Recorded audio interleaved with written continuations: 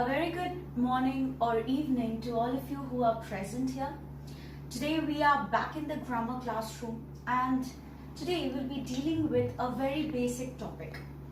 Alright, so the topic that we are going to deal with that is needed for learning about all the other concepts of grammar. So today we are going to go back to the basics and polish our knowledge of parts of speech. So basically, what are the parts of speech? Okay, by speech we mean as in spoken word or written word. Alright, so the words are divided into different classes. Alright, we all know that, into different categories, and these are known as parts of speech. Okay, that is just the division of words in many categories or classes. Alright, so that is your parts of speech.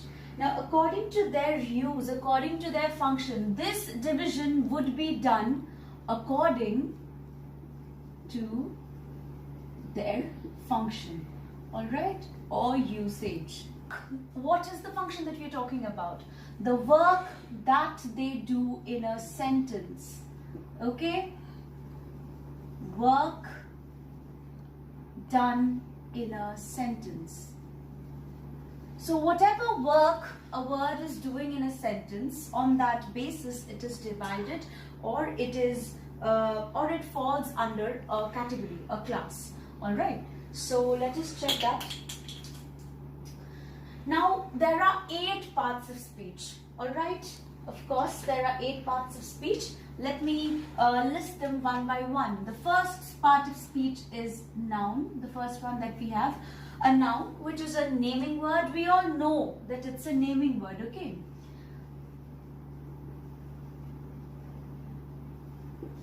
Number 2 is your adjective, okay? We've already learnt about these two. Adjective that describes, alright, adjective that describes. Then you have number 3, which is a pronoun, okay? Replaces the noun.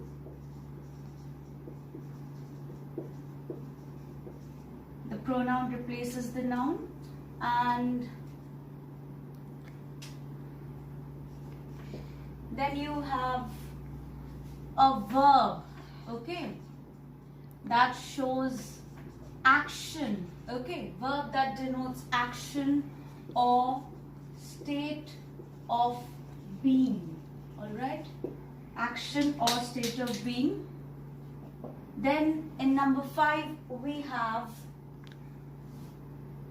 an adverb that modifies an adjective, a verb, or another adverb, okay?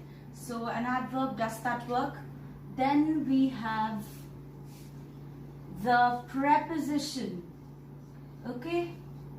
The preposition which shows the relation, okay? Relation between parts of, relation between might be nouns, okay, between other parts of speech. Let us take it in that way, between parts of speech, okay, other parts of speech. And then we have in number 7 we have the conjunction, okay, which is used to join two different thoughts, ideas into a sentence, okay? And last but not the least, we have interjection that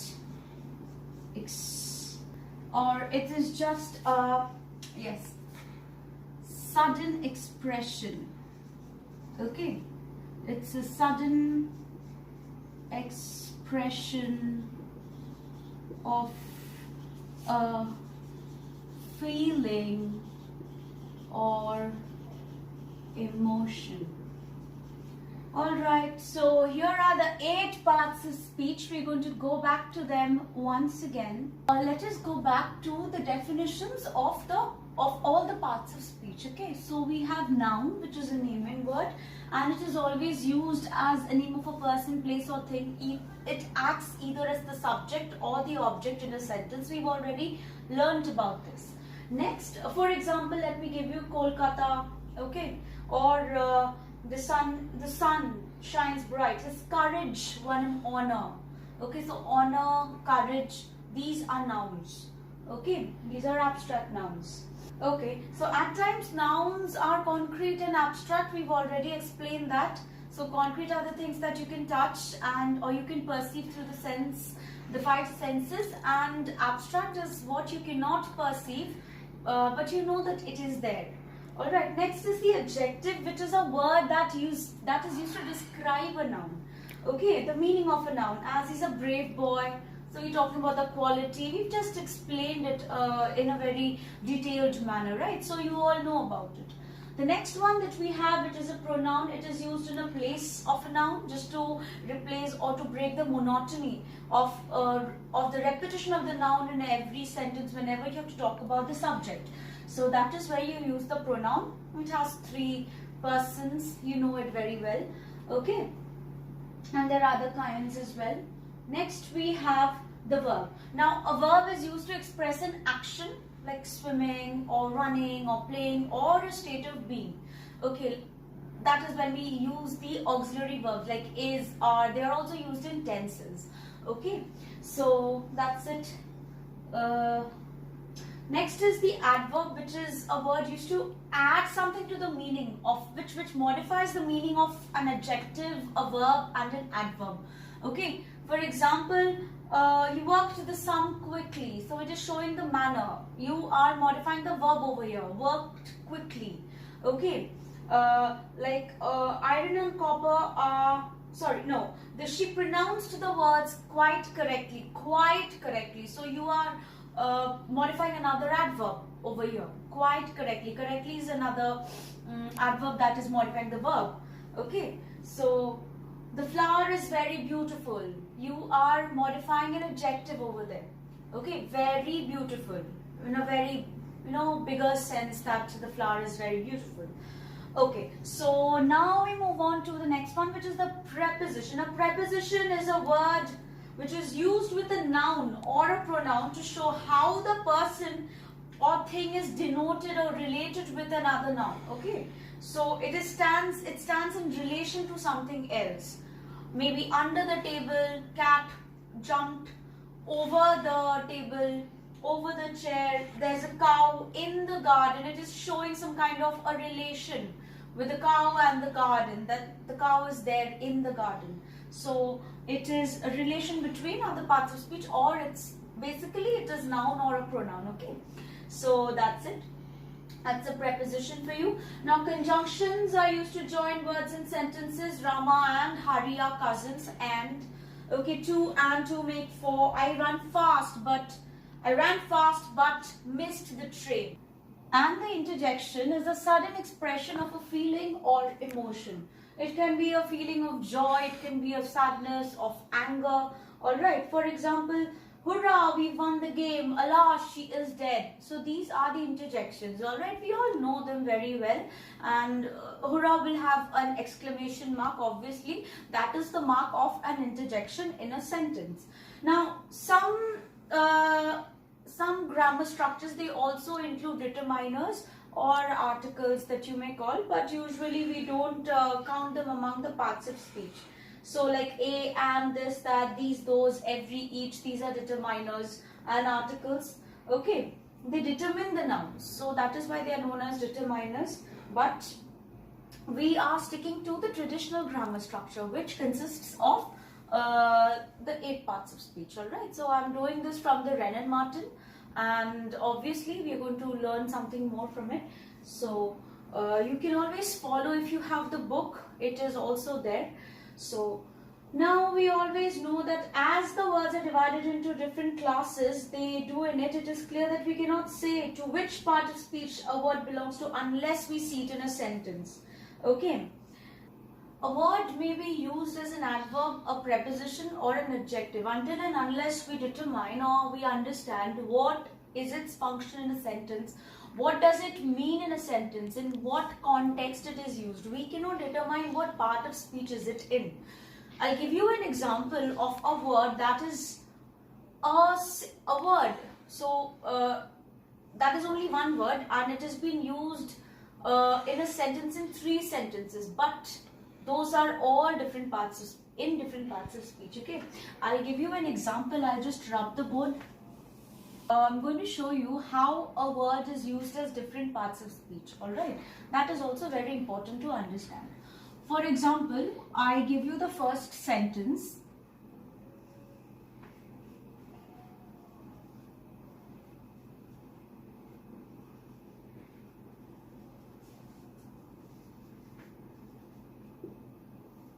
We are going to take this word after.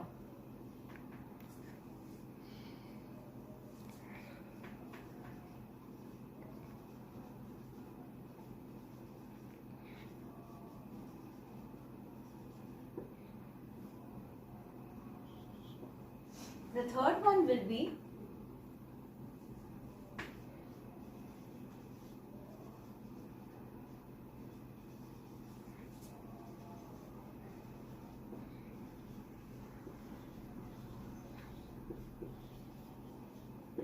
okay. Now in these 3 sentences, please take a look at the word after.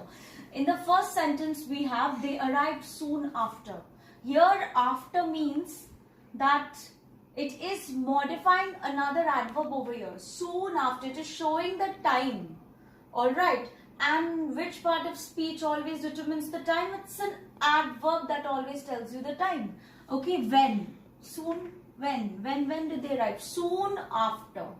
Okay, so it is an adverb which is modifying another adverb. So therefore in the first sentence, it is an adverb. It is showing you the time out here. So it's an adverb. Then, look at the second sentence. They arrived after us. Okay, some kind of position or some kind of relation is being shown over here. And which part of speech describes the relation or determines the connection between 2 nouns or pronouns or however? You see there are 2 nouns, they and us. Okay, these are pronouns. Okay. These are the 2 pronouns and the relation between this is shown by this word after. And which word better shows which part of speech better shows relation? That is a preposition. So here after is used as a preposition. It is not showing you the time. It is showing you some kind of position. Alright. So a preposition, preposition, preposition. Okay. Now in the third sentence, what do we have? They arrived after we had left. So here you can understand that there are 2 sentences. They arrived, we had left. How are you going to join these 2? With the word after. So over here, this is acting as a connective. Okay, and what is a connective? It's a conjunction. So here the word after is a conjunction. So you can see that the word after has been used in 3 sentences in different parts of speech. Okay, so this can happen in case of other nouns as well. Okay, other parts of speech as well. I'll explain to you that in a bit, and that is where we are going to learn about the interchange of different parts of speech. Okay, and then we'll move on to the transformation. So in the previous sentences we dealt with 3 parts of speech. That was the adverb, the conjunction and the preposition. Now I'm going to show you how we can do the same thing with the noun. Now this time I'm going to choose another word for this. For example, let's look at this sentence.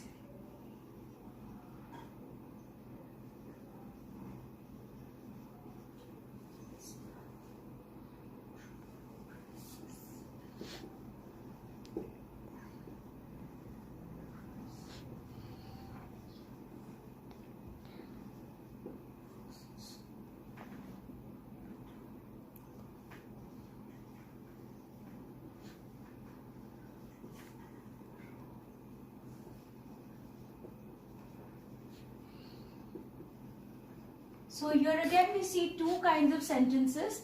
There is a drop in the price of pulses. Okay, look at the word drop over here. In the second one, see, do not drop the waist here.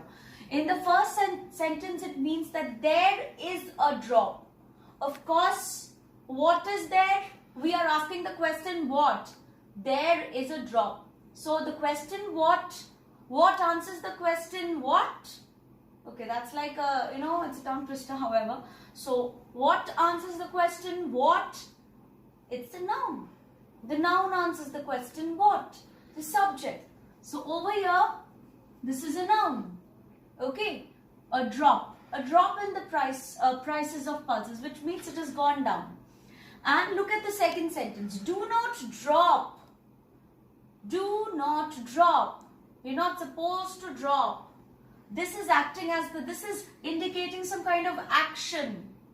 Okay, they are asking not to do this action, not to do the act or action. So this is acting as the verb. Alright. So in one sentence, see, both looks the same, but the function is different. The work is absolutely different. Here it is like the noun answering the question what and what action. Okay. So do not drop the waist here. Okay. Not supposed to drop. Dropping the waist here. Okay. So this is acting as the verb. So this is how we can use one word in different as different parts of speech. All right. Now we are going to interchange the parts of speech. So what we do is we usually add a suffix, okay, in order to suffix or a prefix in order to change from a noun to a verb to an adverb to an adjective. Okay, so what are we going to do? We are going to take the 4 important parts of speech without which a sentence will not be called a sentence. Okay, which has to be there in a sentence to be qualified.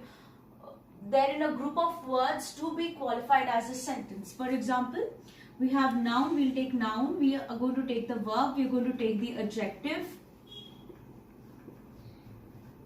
And we are going to take the adverb. Alright. So, for example, let's see this. Now, the verb, the ones, okay, the noun. Okay, the noun that starts with, okay, that ends with meant. Okay. For example,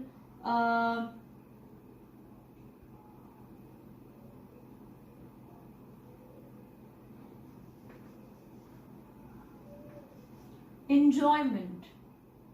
All right, that can be changed when we have to think of it as a verb. We're going to write enjoy. Okay, we're going to write enjoy. Is that clear?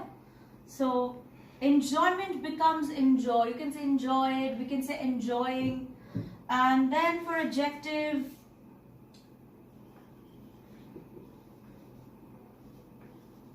enjoyable. All right, it was an enjoyable moment. Okay, and the verb would be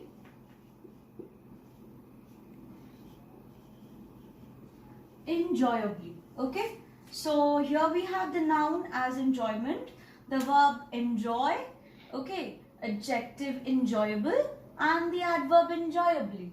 So in this manner we can change many words. In many words they do not have all words, they don't qualify as all parts of speech. All right, so some are there, some look the same, but some these are all different.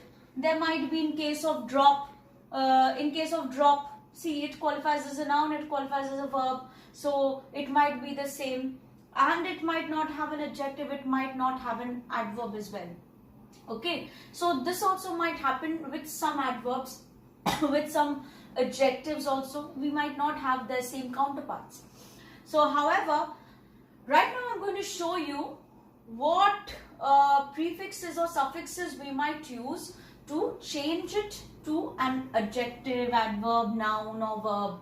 Okay, so that will help you to understand how do we change it. You will get to know that at times we are in we are in confusion as to if this is the noun, if this is the verb. So I'm going to give you the prefixes and suffixes, and that will help you to identify, or that will help you to bring out the correct form of the words. Okay, so you definitely have to learn the table and practice it thoroughly. Okay. Okay, so I'll give you the suffixes of the verbs right now. So en, it ends in verb, as in broken. Then we have the prefix im, like impose, and then we have es, we have ed, like as in stressed. Okay, and then we have with, starting with n, enlarge. Okay, or it starts with m, like embed, embark, and then you have ending with s. All right, cries, dies, and what else? You have with 8, create. Okay, then you have with ire, eyes, terrorize. Okay, like that. Fi, classify, and so on and so forth. Okay, and also you have with ish, and nouns you can have with meant, obviously excitement. Then you have intention, confusion, with ants, importance, with ant, important, ignorant. Okay, with th also, birth, death, and what else do we have? Like ar, beggar, and then you have ing, which ends in, like, when you use it as a gerund. Okay, dancing, etc. And then you have dom, kingdom, hood, adulthood, childhood, parenthood. And for adjectives we have able, like agreeable. We have disabled. Disable is a verb. It can also be used as an adjective, as a disabled person. All right, and disable, disabling. Okay, enabling, enable, disable. Okay, so not only that, and after that we have able, sensible. Okay, sensible. We have sensitive. Okay, there are adjectives ending with full, like spiteful, revengeful. All right, and then you have all, al, like dental, mental, sentimental. Okay, so that's like a rhyme. And then you have ending with ic, choleric, pandemic, dramatic. Okay, then you have with ave, like brave, grave. Grave means sorrowful. Okay, grave, sorrowful, adjective. And then you have end. Okay, radiant.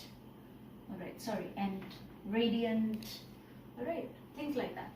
So here we've completed with the adjectives, and now we move on to adverb. Unlike the other three, Mr. Adverb over here has only one suffix. Okay, all the adverbs, if we are talking about the adverbs of quality, because mostly all that I have written, they all come under quality, they all describe a quality. Okay, or these are all abstract nouns, very well. So usually we don't have common nouns, we don't have to express them in other parts of speech. These are abstract nouns mostly, and they all show some kind of quality feeling. And we all know adverbs that have that are of the category of quality, they all end in ly. Carefully, sorrowfully, all right, enjoyably, dramatically, bravely. So all of them, they end in y. So this is how you can come about with the interchange of the adverbs, adjectives, noun and the verb as well. Okay, so we are going to do this in the form of a grid usually. Okay, now don't take this to be a fact that whichever verbs end in en will have their nouns with meant, they will have their adjectives with able. It's not like that. So we are just going to do this in a sort of a grid. For example, if I just like I have shown you that for enjoy, all right, shown you the verb for that. And for example, if I give you the verb as devote, okay, the noun is going to be devotee, okay, or devotion, ends in shun, okay, that can be, adjective can be devotional or devoted. Now this looks like a verb, alright, devoted, but it can also be used as an adjective. Remember we did that participles and adjectives, where the participles are used as adjectives, so that is that, devoted. And of course, devotedly, that will be your adverb, okay, or devotionally, okay, that is going to be your adverb. So this is how you are going to get a worksheet that will have the grid itself and maybe some interchanges. So, or maybe you have to, there will be sentences, same words used as different parts of speech, you have to identify them. Okay, so worksheet will be uploaded with the video. Please watch the video thoroughly, learn it, and you also can take the help of Wren and Martin. Okay, you have words over there, and then you can also, you have to solve the worksheet by yourself. Thank you.